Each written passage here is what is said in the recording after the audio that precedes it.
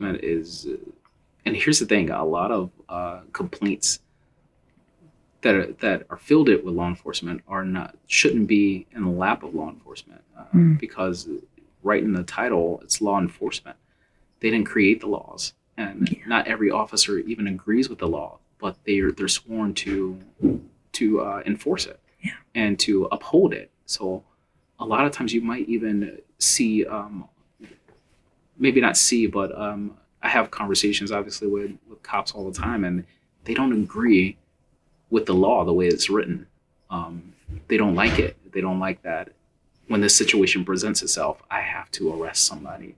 I don't like it. I don't agree with it, but I have to do it, or else I'm breaking the law and I'm in danger of being arrested myself for not upholding my oath there. So um, there's this line that you have as a law enforcement officer where it's not necessarily about what you think is right, but it's about what the law says. That's right. And we have to constantly remind ourselves that we to go back. I want to talk about like what you shared with me. You talked about your father being pulled over and the profiling there. That's never gonna not be in your mind when you think of law enforcement, no matter how many good contacts you get. But you can start to think that law enforcement is changing since then. You can start to believe that and start to believe that the officers that you're dealing with, it's not the same officer that my father was dealing with. Mm. You can get to that point. And I think that law enforcement officers have to get to a point where we know the history of law enforcement in this country.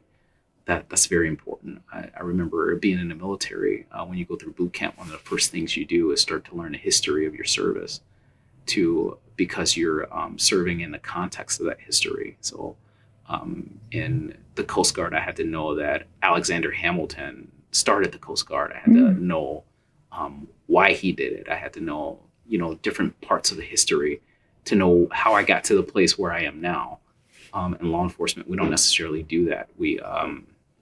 For a person maybe born in the early 90s becomes a law enforcement officer, and they don't necessarily know the history of, when in 1992, when Rodney King happens, they know nothing about this. They were 2 years old. Yeah, true. Right. So when they show up and somebody's saying, there's long history of police brutality, they're saying, I've never seen it. And they don't know what context they're actually working in.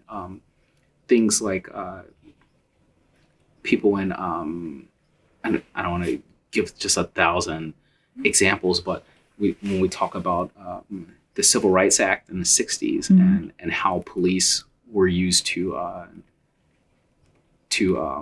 push towards a certain agenda, it was under the color of the law. This is the law. You can't be in this place doing this, or these law enforcement officers are going to get you out of here. And they did it, and certainly not in a correct way or a flattering way. They certainly, outside of enforcing the law, they did things wrong and that were racist and that were obviously police brutality. But this is just the 60s. That's not that long ago. Yeah. So for the people that you're dealing with today, their grandparents, their parents lived this. They told them about this. It affects them today. It maybe affects, maybe someone's family member died in this situation. Maybe someone's family member was denied some rights in this situation, and it affects them today. It affects, where they live, how they live, um, where they are economically, and it was all because of this law enforcement interaction. And now they're faced with a law enforcement officer who may have changed the trajectory of their life because of this incident that you think is ancient history, and it's really not that ancient. It's pretty recent.